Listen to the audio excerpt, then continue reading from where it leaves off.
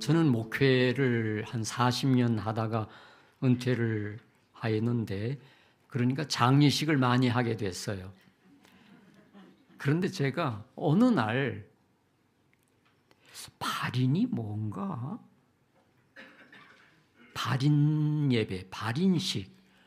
근데 제가 발인이 뭔지 그 의미를 모르고 그냥 영안실을 떠나서 묘지로 가는 순서다, 이런 막연한 생각을 갖고 있었더라고요.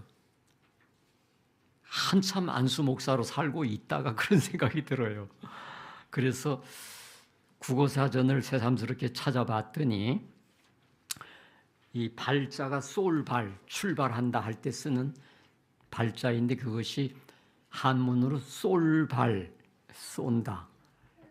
그런데 사전적 의미가 일어나다, 떠나다, 그런 의미이고, 인자는 가슴거리 인자인데, 이거는 말 안장과 연관되어 있어요. 이렇게 멍에를 맨다고 할까? 안장을 딱 채워놓고 올라타는 그런. 그래서 이게 무슨 뜻인가 했더니 역마차를 타고 떠난다, 이런 뜻이더라고. 그래서 그래서 제가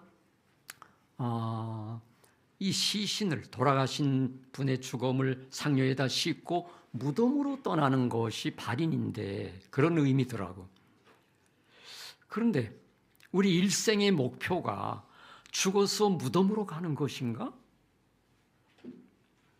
여기 많은 분들이 계시는데 우리 지금 무덤으로 가는 중입니까? 무덤으로 가는 게 인생의 목표입니까? 무덤으로 가는 게, 죽어서 무덤으로 가는 게 일생의 목적일 수 있나요? 예, 그걸 목적으로, 그걸 목표로 살고 있는 사람은 아무도 없을 것입니다. 죽어서 무덤으로 가는 게 목표일 수가 없습니다. 그런데 죽기는 죽잖아요. 근데 여러분 지금 죽어갑니까? 살아갑니까? 죽어가는 사람 손 들어보세요. 살아가는 사람 손 들어보세요. 여러분이 암만 살아간다고 손 들어도 다 죽어요. 예, 그런데 여기 계신 분들은 적어도 살아가는 분들이세요. 자연인은 죽음이 종착역이에요. 근데 도중에 예수님을 만나서 하나님의 자녀가 된 자들은 죽음이 종착역이 아니에요. 무덤이 종착역이 아니에요. 무덤 넘어서 부활을 통해서 하늘 새 예루살렘까지 올라가는 게 목표고, 천년기 후에는 다시 돌아오잖아요. 네, 그래서 그리스도인들은 살아가고 있는 겁니다. 그런데 비그리스도인들은 아무리 살아가려고 발버둥 치지만 죽어가는 겁니다. 모두 끝까지 살아가시게 되시기를 간절히 바랍니다. 성경 말씀 하나, 시편 39편 4절을 같이 읽겠습니다. 시작. 여호와여, 나의 종말과 연한의 어떠함을 알게 하사 나로 나의 연약함을 알게 하소서. 주께서 나의 날을 손 넓이만큼 되게 하시매 나의 일생이 주의 앞에는 없는 것 같사오니 그 사람마다 그 든든히 선 때도 진실로 허사뿐이라.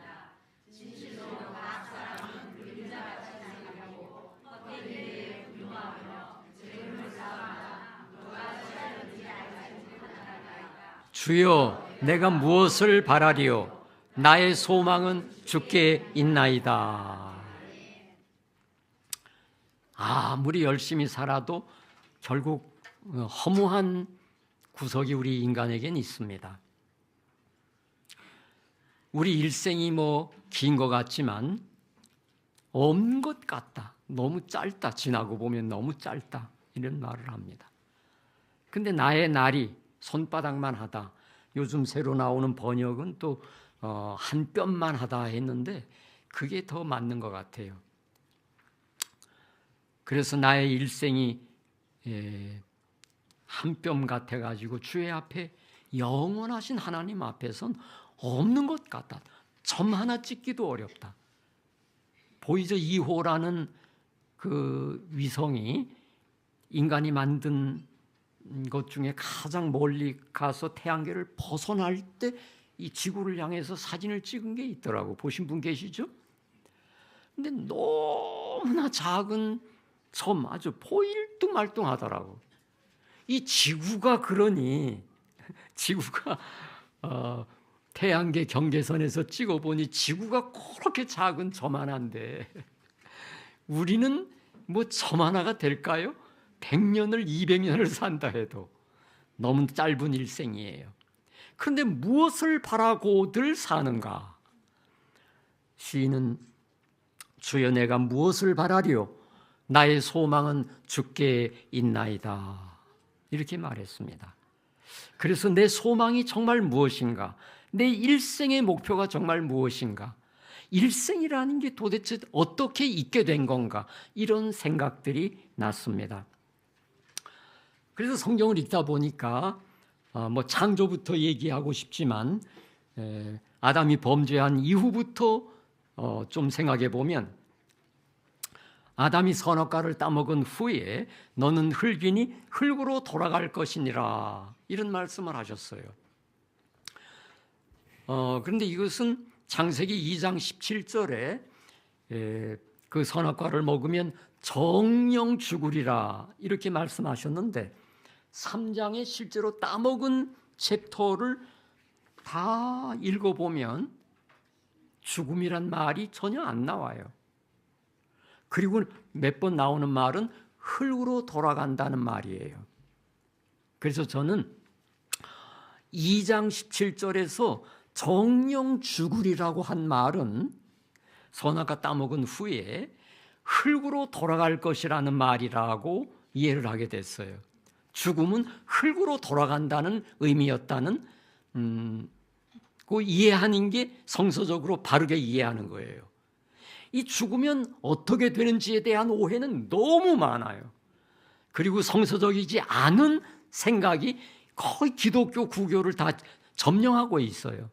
그런데 성경은 죽는다는 게 가장 처음 설명한 게 흙으로 돌아갈 것이라는 거예요. 그런데 여러분 지금 모두가 한 번 죽는데 히브리 9장 27절에 보면 한 번 죽는 것은 정하신 것이요 이랬어요.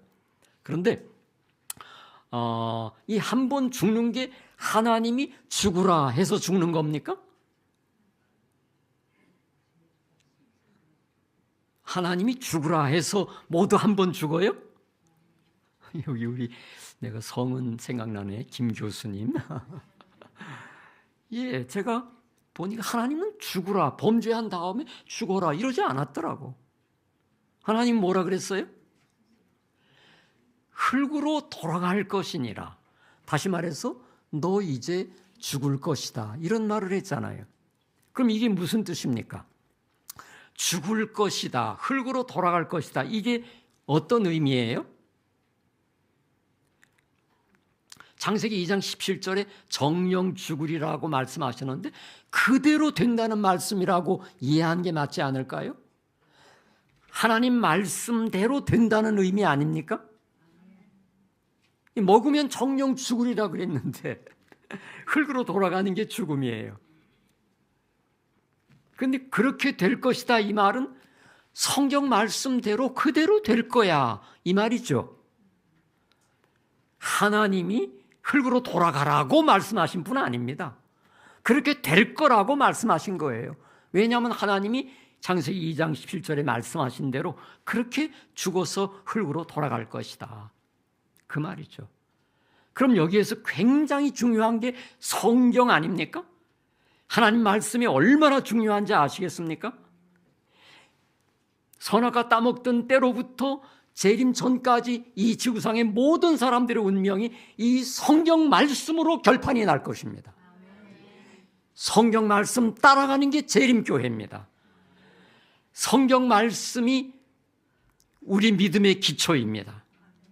우리가 하나님 믿는 거, 성경 말씀에 기록된 걸 믿는 거예요. 예수가 구주라고 믿어요. 그렇지 않은 비기독교도 많아요. 우리는 왜 예수를 구주라고 믿습니까? 성경이 예수가 구주라고 한 걸 믿는 겁니다. 영생 경험해 본 사람 없죠? 아담 이후 아무도 영생 경험해 본 사람 없습니다. 처음 창조된 아담부터 지금까지. 그런데 영생을 믿습니다. 황당한 거 아닙니까? 아니에요. 성경이에요. 성경에 그렇게 쓰여 있는 거예요. 예수 믿는 자는 영생을 얻으리라. 생명을 얻으리라. 성경대로 될 것입니다. 기회가 있으면 여기서 이 말이 미리 튀어나오네. 저는 둘째 부활이 왜 있는지 잘 몰랐어요. 천년기 끝에 삼님, 예수님이 다시 이 지구로 구원받은 성도들과 함께 새 예루살렘과 함께 내려오잖아요. 얼마나 감격스러운 귀향일까요? 그때 악인이 살아나잖아요. 그게 왜 있을까요? 한 번 죽은 상태로 놔두면 영원히 못 일어나잖아. 영원히 죽은 거야, 내버려 두면. 그런데 왜 잠깐 살아날까? 마귀가 무저갱에서 1000년 동안 갇혀 있다가 잠깐 노일이라 그런 말이 있죠. 악인들도 무덤 속에 있다가 잠깐 노입니다. 길지 않아요. 그게 왜 있을까요? 모든 게 성경대로 되었음을 구원받지 못한 악인들에게도 입증해 보이기 위함이라고 믿습니다. 봐라, 예수가 만왕의 왕이지. 봐라, 믿은 진리의 성도들 구원받은 거 보이니? 이렇게 구원받았잖아. 됐잖아. 이렇게 됐잖아. 성경대로. 너희들은 구원 못 받았잖아. 안 믿어서. 그때 그 구원 못 받은 사람들의 상태는 이 땅에 살던 시절의 모습으로 부활했다고 말씀하셨어요. 성경에. 예언의 신에. 그리고 성도들은 완전히 새로운 모습으로 불멸의 영광스러운 몸으로 부활하고, 근데 또 1000년 후에 모두 아담과 하와의 기만한 키로 자랐다 그랬어요. 영광의 광채가 발할 거예요. 그 대조가 엄청난 대조겠죠? 그때 우리 구원받은 성도들이 천년이 끝에 부활한 악인들을 볼 때, 야, 우리가 저렇게 비참한 모습으로 살아가고 있었구나. 그때 느낄 거예요. 십자가의 은혜가 다시 깊이 새겨질 겁니다. 그리고 그 악인들은 또 우리를 볼 거 아닙니까? 야, 성선이가 키가 작았는데 아니 3m가 넘네. 현대인의 한 2배 정도 된다고 하는 표현이 있어요. 예니시네. 그러니까 3m 넘겠죠? 여자도 아담보다 조금 적다 그랬으니까. 모든 게 성경대로 되었다라고 하는 게 입증되는 순간이 둘째 부활 때라고 생각됩니다. 사람을 죽게 한 것, 지금 한 번이라도 죽는 것, 이것이 하나님이 죽게 한 게 아닙니다. 하나님은 영원히 함께 살자고 창조하신 분이십니다. 그건 확실합니다. 그렇지 않았다면 구원하지 않을 거예요. 영원히 함께 살 목적으로 창조하지도 않았는데 왜 구원하느라고 애씁니까? 다시 구원하려고 애쓴다는 건 애초에 창조의 목적이 영원히 함께 살고자 하셨다는 것입니다. 그런데 죽게 된 건 하나님이 원인이 아니죠. 사탄이 죽게 한 겁니다. 사탄은 속이는 자입니다. 미혹하는 자입니다. 그런데 아담이 이제 그 미혹을 받아서 흙으로 돌아가게 됐으니 존재 위기에 직면한 거 아닙니까? 이게 아담의 존재 위기입니다. 없었던 아담이 흙으로 하나님이 창조해서 존재하게 됐지 않습니까? 흙으로 돌아간다는 건 이제 존재가 없어지는 거, 다시 비존재가 되는 거잖아요. 엄청난 존재 위기입니다, 이게. 저는 이게 아담의 존재 위기인 줄 알았어요. 근데 나중에 생각해 보니 이게 전 인류의 존재 위기다라는 걸 느꼈습니다. 왜 그렇죠? 아담에게 생육하고 번성하여 땅에 충만하라. 그 아담의 옆구리에 인류가 있었던 것 같아요. 뭐 조상의 옆구리에 있었다 이런 말이 있잖아요. 그러니까 아담에게서 태어나서 그 자손들이 또 다 태어나는 대로 가정을 이루어서 생육번성해서 땅에 충만하라. 근데 그게 그런 일이 일어나기 전에 아담이 존재 위기에 직면했으니 아담의 후손으로 태어나서 지구에 충만하게 될 그 인류가 통째로 존재 위기에 직면한 사건이기 때문에 엄청난 사건이 벌어진 것입니다. 그런데 아담에게 일생이 있었는데 자그마치 930세를 향수하고 죽었더라 그랬어요. 우리 구역 이 대역 한글 성경에는 향수하고 죽었다 이렇게 돼 있는데 요즘은 다 930세를 살고 죽었더라 이렇게 번역을 했어요. 향수했다는 건 뭐 좀 누림이 있은 걸 의미하는 거예요. 꽤 좋은 일생을 향유하다 죽었다 이런 뜻인데 뭐가 향유예요? 고생 많이 하다 죽잖아요. 그래서 요즘은 그냥 살다 죽었다 이렇게 번역했더라고. 어떻게 아담이 존재 위기에 직면했던 아담이 어떻게 이렇게 긴 일생을 살았죠? 어떻게 아담에게 이 일생이 생겼습니까?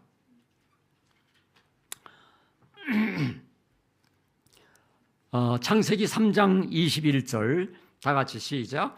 하나님이 아담과 그 아내를 위하여 가죽옷을 지어 입히시니라. 이 사람이 생명과 따먹고 영생할까 하시고 그 사람을 쫓아내시고 에덴 동산 동편에 그룹들과 화염검을 두어 생명나무 길을 지키게 하시니라. 저는 어느 날 성경을 읽다가 아주 큰 의문에 빠졌어요. 의문이 생겼어요. 아니 하나님이 우리 영생하게 하시려고 십자가의 아들을 보내서 십자가에 달려 돌아가시는 고난을 겪으셨는데 아니 여긴 또 이게 뭐야? 영생할까 봐 걱정을 하시네. 영생할까 봐 걱정을 하시는 거야. 진짜 영생하기를 바라시는 거야. 이런 의문이 생기더라고요. 근데 제가 장례식을 자꾸 치르다 보니까 교인들 장례식을 치르다 보니까 이 말씀의 의미를 깨닫게 됐어요. 죄인 상태로 영원히 사는 것은 영원히 감당할 수 없는 영원한 저주의 삶이구나. 이걸 느끼니까 하나님께서 살 만큼 살다가 잠재우는 게 자비의 조치구나 하는 걸 깨닫게 되었습니다.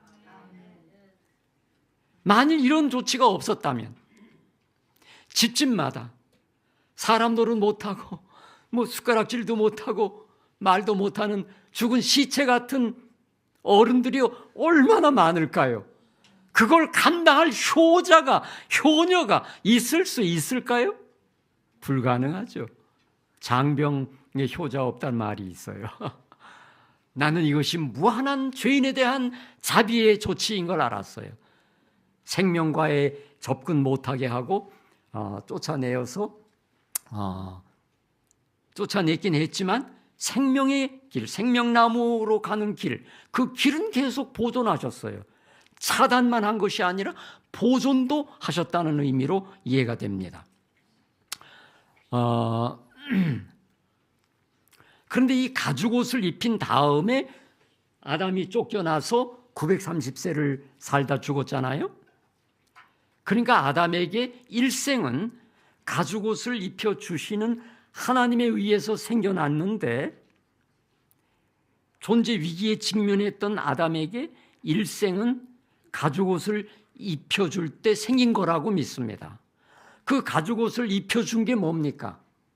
이건 해석 길게 안 해도 다 아는 기독교의 상식입니다. 가죽옷은 바로 예수 그리스도의 십자가의 은혜죠. 양을 죽여서 옷을 입혔잖아요. 죄는 인간이 범했는데 제일 처음 죽은 것은 어린 양.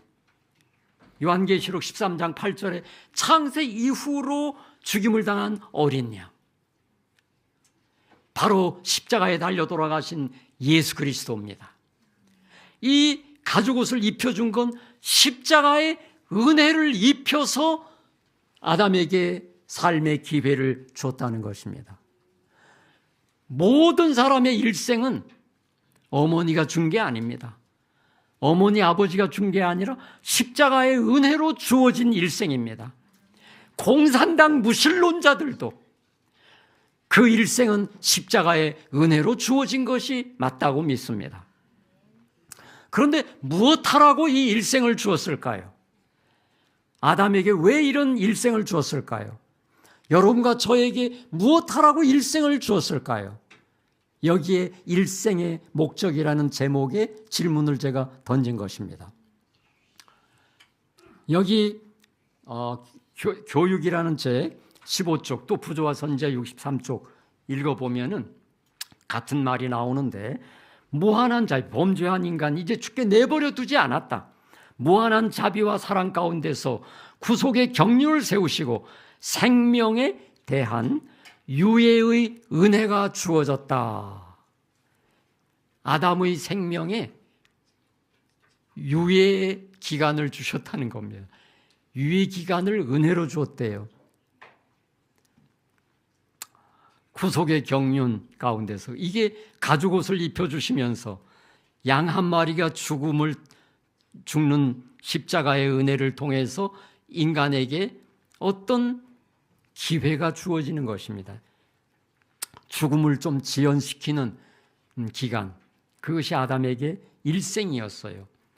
낙원에 사는 특권은 박탈당했지만 존재 위기를 극복할 수 있는 기회의 시간이 주어졌어요. 그런데 그것이 십자가의 은혜로 주어졌습니다. 그것은 신락원에서 복락원으로 갈 수 있는 기회로 십자가의 은혜로 일생이 주어졌다고 생각합니다.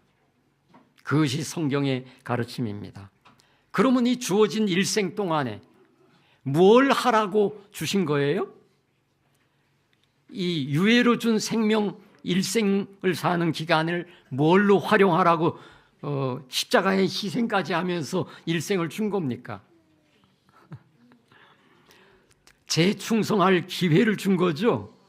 생육하고 번성하여 땅에 충만하라. 이게 하나님이 지구 창조한 목적을 성취하는 일에 인간이 하나님과 동역할 기회를 준 거예요. 아주 영광스러운 특권을 준 것입니다. 하나님이 다 한마디로 끝낼 수 있는 거예요.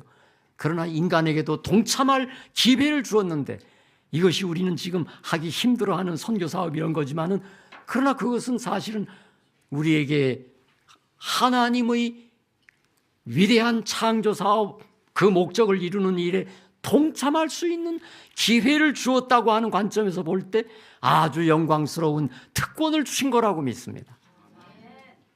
그러니 아담에게, 실패한 아담에게 다시 충성할 수 있는 기회를 주고, 그래서 구원을 받고, 십자가의 은혜를 믿고 구원을 받고 다시 신락원을, 잃어버린 낙원으로 들어갈 수 있는 기회, 귀향할 수 있는 기회로 주어진 세월이 여러분과 저의 일생이라는 시간이다. 부조와 선지자 595쪽 시작. 요예의 생명이 허락된 것은 인간이 처음 창조받은 때의 완전함으로 돌아가게 하려는 것이다. 이 목적으로 일생을 주셨는데 이게 십자가의 은혜로 주셨어요. 분명한 무엇하라고 주신 일생인지가 분명합니다. 다시 시작.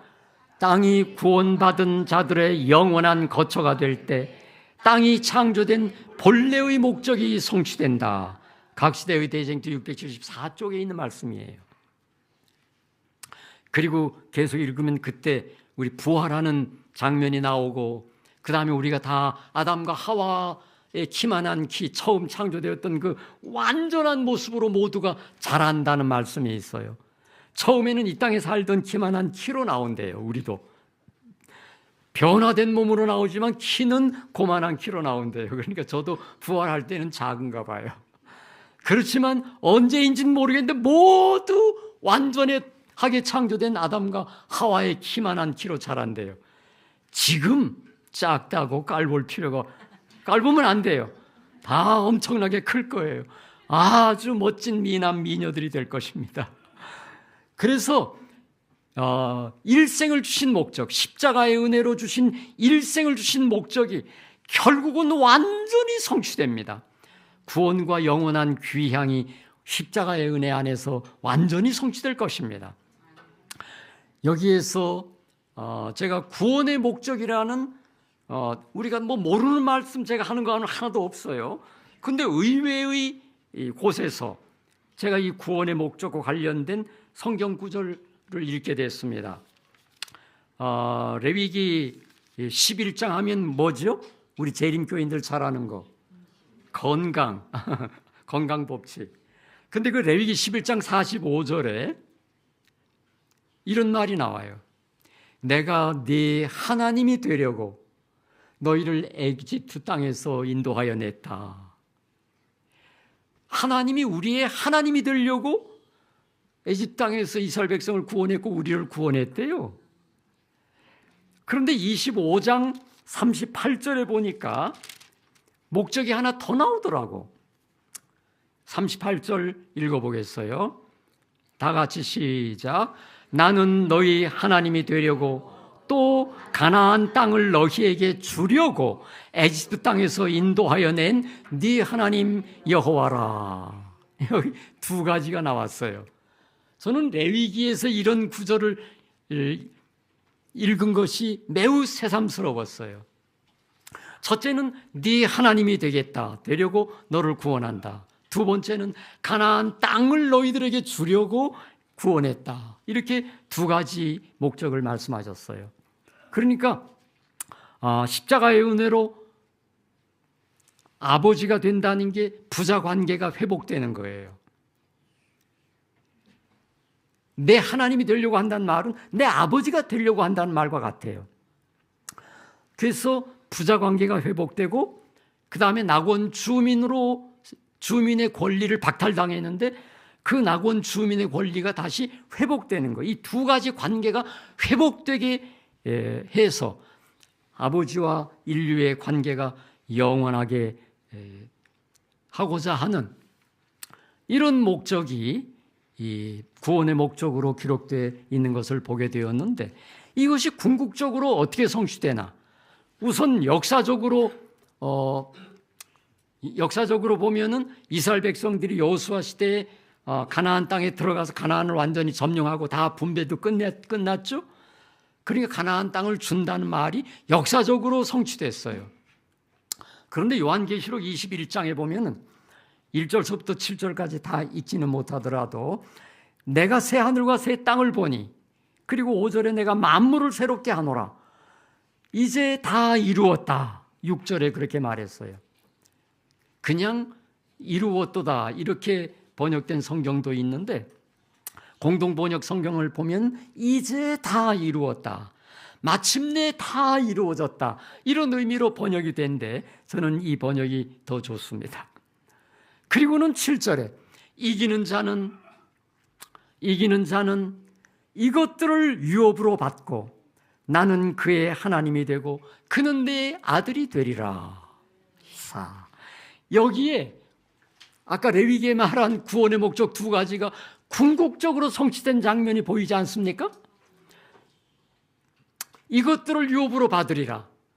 이게 가나안 땅을 주려고 한다는 그 목적이 궁극적으로 성취된 장면이죠. 그 다음에 나는 네 하나님이 되고 그는 내 아들이 되리라.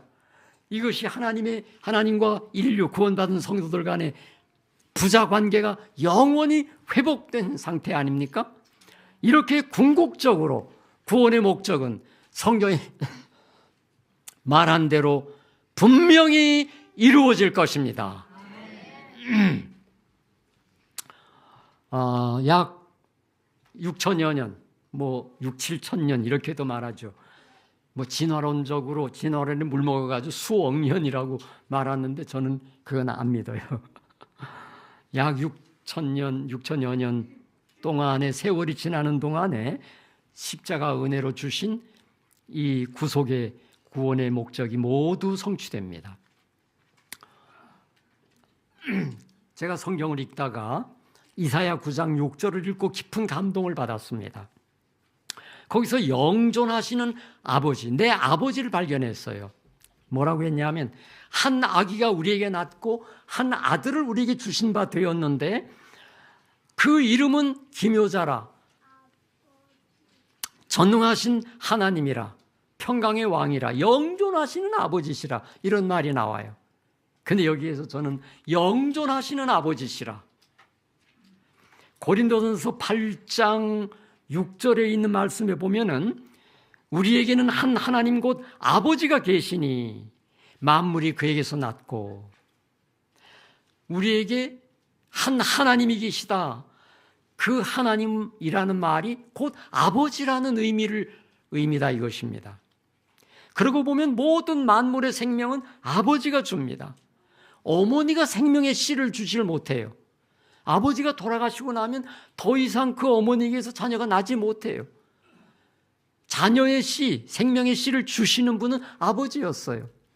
하나님이 모든 만물, 모든 생명체에게 생명을 주신 분이세요.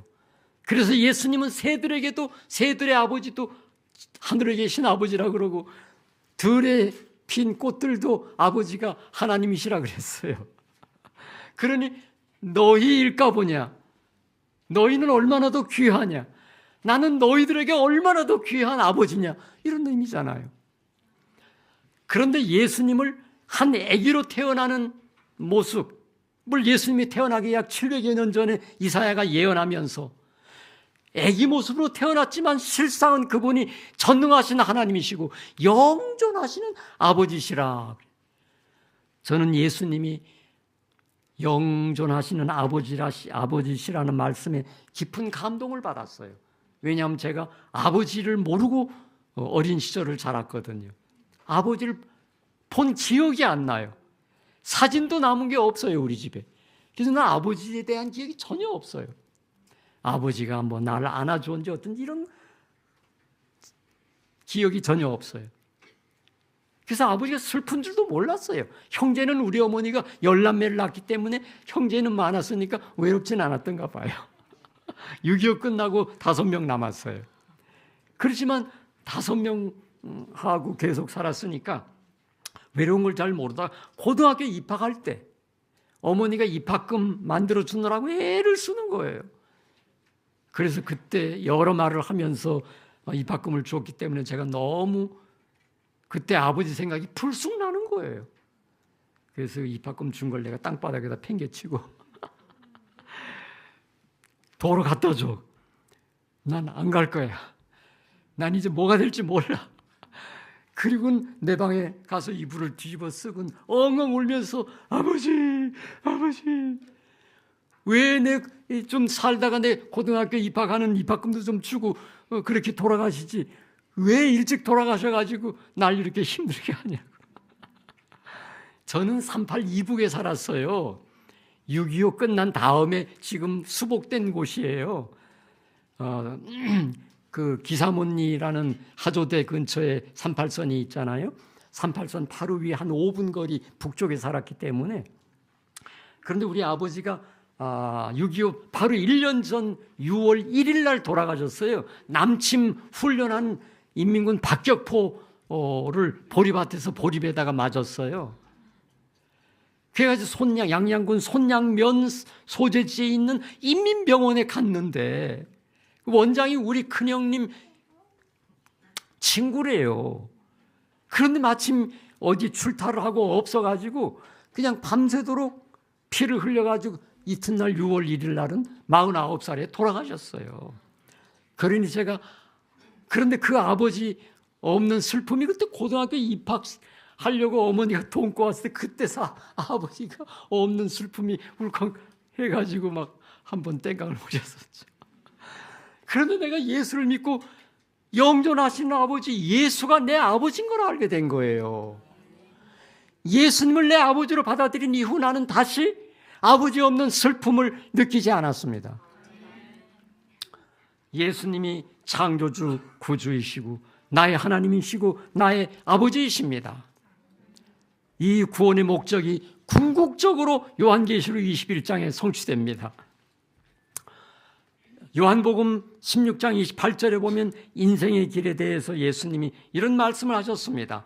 내가 아버지에게서 나와 세상에 왔고 다시 이 세상을 떠나 아버지께로 가노라.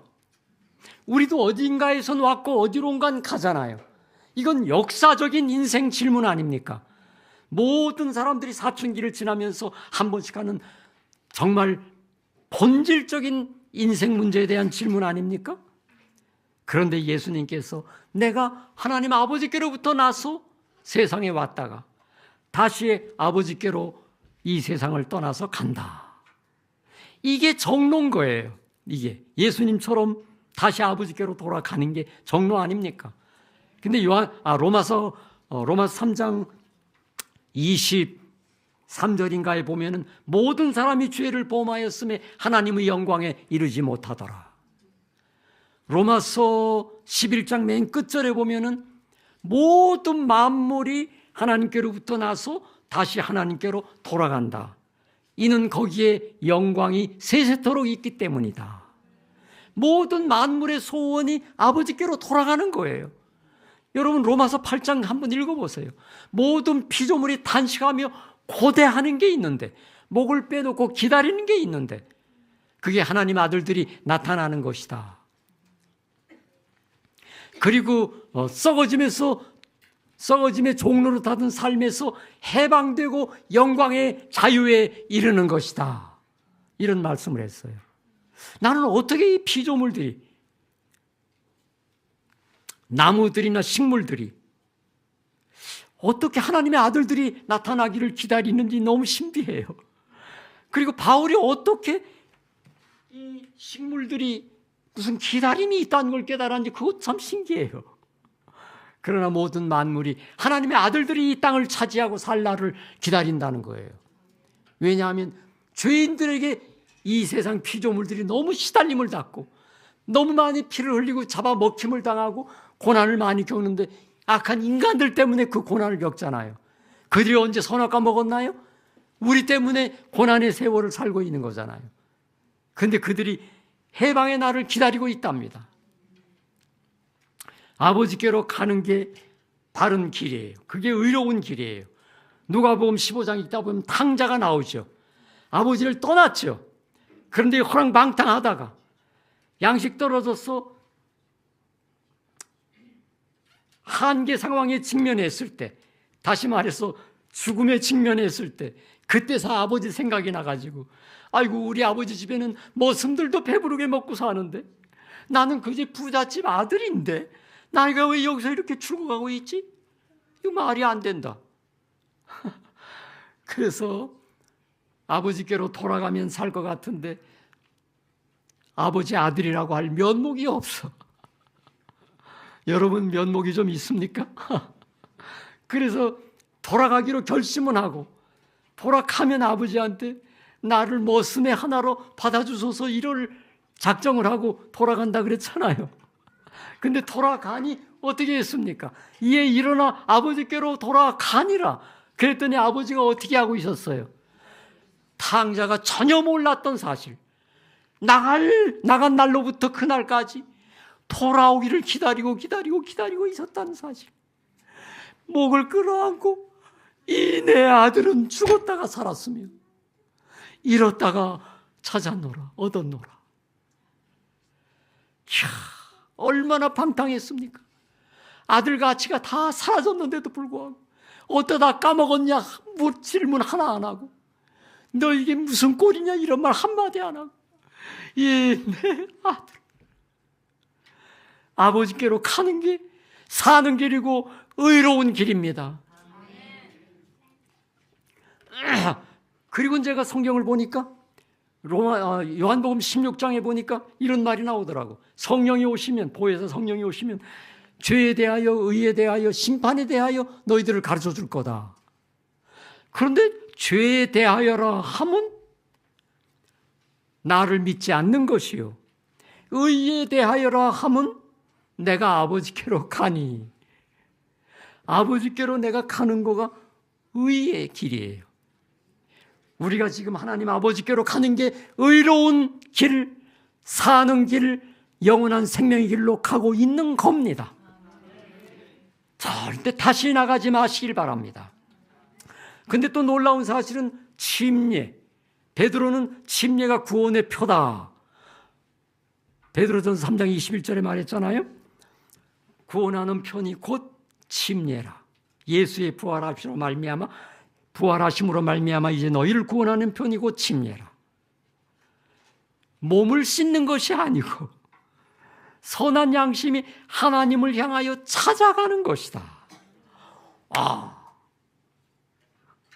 침례도 하나님 찾아가는 거, 의로운 삶도 하나님께로 돌아가는 거, 탕자가 사는 길도 아버지께로 돌아가는 거, 하나님 아버지께로부터 나서 죄로 인하여 하나님 영광에 이르지 못하던 인류가 십자가의 은혜로 아버지 영광의 존전에 이를 수 있다는 것, 얼마나 놀라운 소망입니까? 십자가 은혜 안에 우리 모두의 희망이 있습니다. 그래가지고 마침내 새 예루살렘 성에 이르게 되는데, 새 예루살렘 성 잠깐 살펴보고 마치겠습니다. 너희가 이른 곳은 재림 때 관한 거예요. 너희가 이른 곳은 시온산과 살아계신 하나님의 도성인 하늘의 예루살렘이다. 재림 때 우리는 하늘 예루살렘에 도달하게 됩니다. 천년기를 거기서 보냅니다. 뭐 심판하는 권세가 있지만 아마 우주 여행도 있으리라고 저는 믿습니다. 우주적인 하나님 나라가 실제 한다는 걸 구원받은 성도들에게 확인시켜 줄 겁니다. 성경의 구주는 검증이 가능합니다. 성경에 약속된 구원은 모두 검증이 됩니다. 하늘나라가 있다는 게 실증될 것입니다. 구원받은 멸망하는 악인들에게도 구원이 있음을 실증해 주는 것처럼 구원받은 성도들에게도 영원한 하나님 나라가 실증될 것입니다. 그리고 21장 계시록 2절에 거룩한 성 새 예루살렘 하나님께로부터 내려오니 보라, 하나님의 장막이 사람들과 함께 있음에 하나님이 저희와 함께 거하시리니, 그 함께 하신다고 하는 목적이 성취되는데, 구원받은 성도들이 우주를 바라보는데 어떤 현상을 발견했냐 하면, 근데 그 예루살렘 성 안에 하나님과 그 어린 양의 보좌가 그 가운데 있다 그랬잖아요. 원래 우리가 재림하면 하나님 보좌가 있는 곳으로 올라갔잖아요. 근데 그 보좌가 이 땅에 내려온 예루살렘 성에 있어. 그러면 어떻게 된 겁니까? 하나님의 우주 통치 본부가 이 땅으로 천도를 해서 이전을 했어. 놀라운 변화죠? 각세기 대쟁투 676쪽에 새 예루살렘은 영화롭게 된 새 땅의 수도가 된다, 이런 말씀이 있는데, 또 하나는 교리 228교리 28번째 새 땅, 하나님께서는 새 예루살렘을 지구에 세우실 때 천년기 끝에요, 나라의 임하옵심이 뜻이 하늘에서 이룬 것 땅에서도 이루어지이다라는 기도문이 이루어진다. 그리고 그분은 지구를 일신시키실 뿐만 아니라, 아주 새롭게 할 뿐만 아니라 그 격을 높이신다. 이전에 타락한 위치를 벗어나서 그것은 우주의 수도가 된다. 이건 예언이신 말씀이 아니라 우리 28교리에 있는, 되게 저는 이게 맞는 말이라고 동의를 해요.